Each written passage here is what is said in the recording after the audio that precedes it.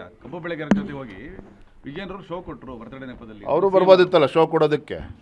ಮುಖ್ಯಮಂತ್ರಿಗಳು ಬೆಂಗಳೂರಿನಲ್ಲಿ ಕರೆದಂಥ ಸಭೆನಲ್ಲೂ ಕೂಡ ಏನ್ರಿ ವಿಜಯೇಂದ್ರ ಅವನಿಗೇನ್ರಿ ಸಂಬಂಧ, ಅವನು ಯಾಕ್ರಿ ಹೋಗಬೇಕಾಗಿತ್ತು ಬೆಳಗಾವಿಗೆ, ಅವ್ರು ಯಾಕೆ ಅಲ್ಲಿ ಮಲ್ಕೋಬೇಕಿತ್ತು ರೈತರೊಟ್ಟಿಗೆ, ಅಲ್ಲಿ ಯಾಕೆ ಬರ್ತ್ಡೇ ಸೆಲೆಬ್ರೇಟ್ ಮಾಡ್ಕೋಬೇಕು ಅಂತೇಳಿ ಮಂತ್ರಿಗಳು ಆದಿಯಾಗಿ ಎಲ್ಲರೂ ಕೂಡ ನನ್ನ ಟೀಕೆ ಮಾಡಿದ್ದಾರೆ. ನಾನು ಇದ್ರ ಬಗ್ಗೆ ತಲೆ ಕೆಡಿಸ್ಕೊಳ್ಳೋಕೆ ಹೋಗೋದಿಲ್ಲ.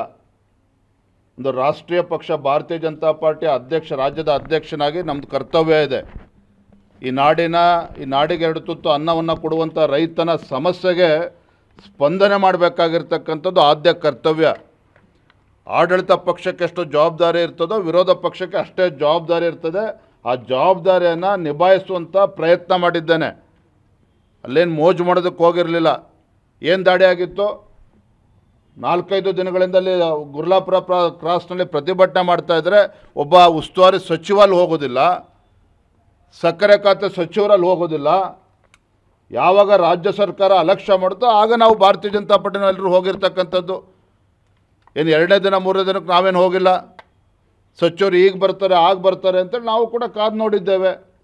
ಏನು ನಾವು ಬೇಡ ಅಂತೇಳಿದ್ವಾ? ಸರ್ಕಾರದ ಸಚಿವರಲ್ಲಿ ಹೋಗಬಾರ್ದು ನಾವು ಹೇಳಿದ್ದೀವಿ. ಹಾಗಾದರೆ ಈ ರೀತಿ ಹೇಳಿಕೆಗಳನ್ನು ಕೊಡೋದನ್ನು ಬಿಟ್ಟು ಕಬ್ಬು ಬೆಳೆಗಾರರ ಸಮಸ್ಯೆ ಪರಿಹಾರ ಮಾಡುವಂಥ ನಿಟ್ಟಿನಲ್ಲಿ ಒಂದು ಮಾರ್ಗವನ್ನು ಕಂಡುಕೊಳ್ಬೇಕು ಮಾನ್ಯ ಮುಖ್ಯಮಂತ್ರಿಗಳು. ಈ ವಿಚಾರದಲ್ಲಿ ನಮ್ಮದೇನು ಪಾತ್ರ ಇಲ್ಲ, ಕೇಂದ್ರ ಸರ್ಕಾರನೇ ಮುಂದುವರಬೇಕು, ಅವ್ರದ್ದೇ ಬೆಂಬಲ ಬೆಲೆ ಘೋಷಣೆ ಮಾಡುವಂಥದ್ದು ಅಂತ ಅವ್ರು ಹೇಳ್ಕೊಂಡು ಜಾರಿಗೊಳಿಸ್ತಾರೆ. ಹ್ಞೂ ಸ್ವಾಮಿ, ನಿಮ್ಮ ಸರ್ಕಾರ ಬಂದು 2.5 ವರ್ಷಗಳು ಆಗಿದ್ದಾವೆ.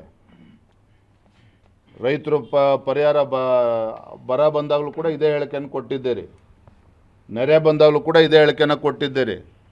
ಈಗ ಕಬ್ಬಿನ ಸಮಸ್ಯೆ ಬೆಳೆಗಾರ ಸಮಸ್ಯೆ ಬಂದಾಗ ಕೂಡ ಇದೇ ಹೇಳಿಕೆಯನ್ನು ಕೊಡ್ತಾ ಇದ್ದೀರಿ. ಮತ್ತೇನು ಸುಮ್ಮನೆ ಜನ ನಿಮ್ಗೆ ಆಶೀರ್ವಾದ ಸರ್ಕಾರ ತಂದಿರೋದಾಗಾದರೆ 136 138 ಶಾಸಕರೊಂದಿಗೆ ಇವತ್ತು ಸರ್ಕಾರ ಸ್ಪಷ್ಟ ಬಹುಮತದಿಂದ ಇವತ್ತೇನು ಆಡಳಿತ ನಡೆಸ್ತಾ ಇದ್ದೀರಿ. ಏನು ಅಲ್ಲಿ ಬೆಂಗಳೂರಲ್ಲಿ ಕೂತ್ಕೊಂಡು ಏನು ಮಾಡ್ತಾರೆ? ಹಾಗಾದರೆ ಏನು ಮಾಡ್ತಾರೆ ಬೆಂಗಳೂರಿನಲ್ಲಿ ಕೂತ್ಕೊಂಡು?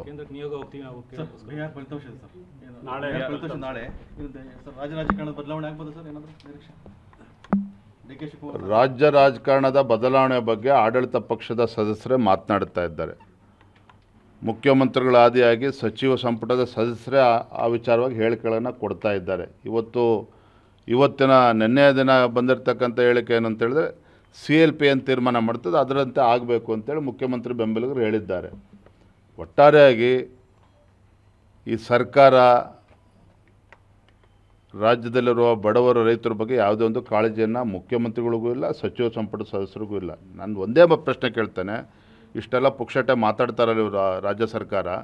ಇವತ್ತು ನೆರೆ ಬಂದಂಥ ಸಂದರ್ಭದಲ್ಲಿ ಗುಲ್ಬರ್ಗ, ಬೀದರ್, ರಾಯಚೂರು ಯಾವ ಸಚಿವರು ಹೋಗಿ ಕೂತಿದ್ರಲ್ಲಿ? ಕಂದಾಯ ಸಚಿವರು ಹೋಗಿದ್ರಾ, ಕೃಷಿ ಸಚಿವರು ಹೋಗಿದ್ರಾ, ಉಸ್ತುವಾರಿ ಸಚಿವರು ಹೋಗಿದ್ರಾ? ಇಡೀ ರಾಜ್ಯ ಸರ್ಕಾರ ಅಂತ ಹೇಳಿದ್ರೆ ಕೇವಲ ಬೆಂಗಳೂರಿಗೆ ಸೀಮಿತ ಆಗಿದೆ. ರಾಜ್ಯ ಸರ್ಕಾರ ಅಂದರೆ ಬೆಂಗಳೂರಿಗೆ ಸೀಮಿತ ಆಗಿದೆ. ಇದು ರಾಜ್ಯದ ಜನರು ಕೂಡ ಮಾತನಾಡ್ತಾ ಇದ್ದಾರೆ.